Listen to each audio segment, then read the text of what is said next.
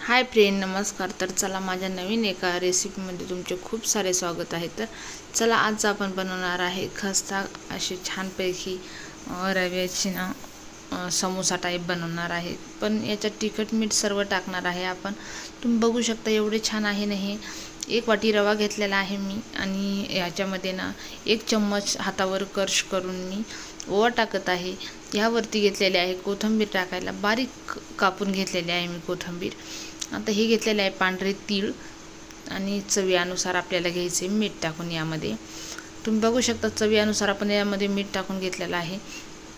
आता एकत्र याला छानपैकी मिश्रण तयार करून घ्यायचं. याचं एकत्र मस्त कोरडंच आपल्याला एकत्र करायचं याला. तोपर्यंत तेल मी तापायला ठेवलेलं आहे. थोडंसं कडकच तेल टाकायचं ह्यावरती, म्हणजे आपलं जे मिश्रण आहे ना ते छानपैकी तर तुम्ही बघू शकता तर एवढं मस्त तेल गरम करून घेतलेलं आहे मी. आणि तेल खूपच गरम होतं ते, म्हणून ते मी थोडासा कॅमेरा पटकन बाजूला घेतला.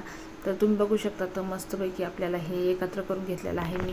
आणि एकत्र ते मिश्रण पूर्ण तेलात एकत्र केल्याच्या नंतर मी पाणी टाकून थोडंसं घट्ट पीठ भिजवून घेतलेलं आहे हे.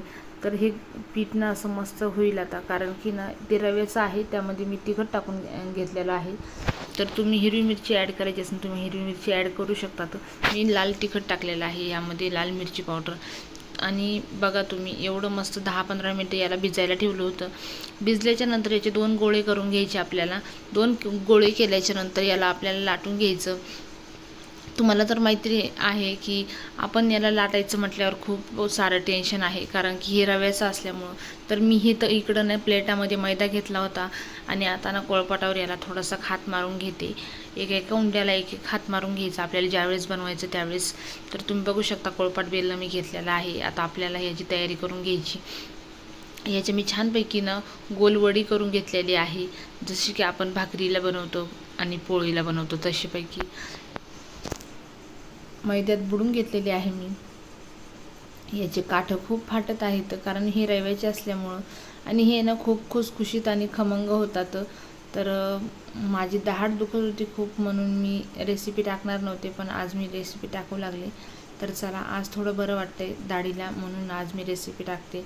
तर चला, तर आमच्या चॅनलला नक्की लाईक करा, सबस्क्राईब करा आणि तुमचे असेच आशीर्वाद आमच्यावर राहू द्या. तर चला, आमचे नवनवीन व्हिडिओ बघितल्याबद्दल खूप मोठा धन्यवाद. तर चला, मी याला कट करून घेतलेला आहे. पोळीच्या साईजचं मी याला असं मस्त छानपैकी लाटून घेतलेलं होतं. आणि याला चौकोनी मस्त समोशाच्या आकाराचे किंवा त्रिकोणी तुम्ही बघू शकतात मस्त असे मी कट करून घेतलेले आहेत. आणि पोळीच्या साईजचंच मी जाडपणा ठेवलेला आहे. आपल्याला हे कुरकुरीत बनायचे खूप छान. तेल तापायला ठेवलं होतं मी. तर तुम्ही बघू शकता तेल तापायला ठेवल्याच्या नंतर मी थोडासा याच्यात तुकडा टाकून बघितला होता तेल तापलं की नाही म्हणून. तर नंतर कळालं की तेल तापले, म्हणून मी याच्यात स्लो सगळे सोडून घेतलेले आहेत. जास्त टाकायचे नाही आपल्याला, म्हणजे हे असे खुले छान तळले पाहिजेत, म्हणून याला कमीच टाकायचं. तुम्ही बघू शकता तर एवढे छान झालेले आहे हे. आणि तुम्हाला माहिती आहे का, तोंडात टाकले की विघरून जातात, एवढे छान होतात ना हे, खूप छान होतात. आणि मुलं आवडीने खातात. आता दुपारच्या वेळेस उन्हात मुलं घरी बसत नाहीत, तर आपल्याला हे साहित्य करायचंच आहे, कारण हे खायला पण खूप छान आहे, कुरकुरीत आहे. आणि हा पहिला घाणा होता, तर गॅस थोडा फास्ट झाल्यामुळं थोडासा पहिला घाणा जास्त लाल झालेला होता. तर आपल्याला व्हाईट जे आहेत मी बाजूचे काढलेले कमी प्रमाणामध्ये, तसेच आपल्याला पूर्णपैकी काढून घ्यायचे आहेत. आणि हे तेल कमी प्रमाणात तापलेलं होतं, कारण मी कमी गॅस केलेला होता. बघा, कुरकुरीत आणि खूप छान होतात. तोंडात टाकले की विघरून जातात, एवढे छान होतात.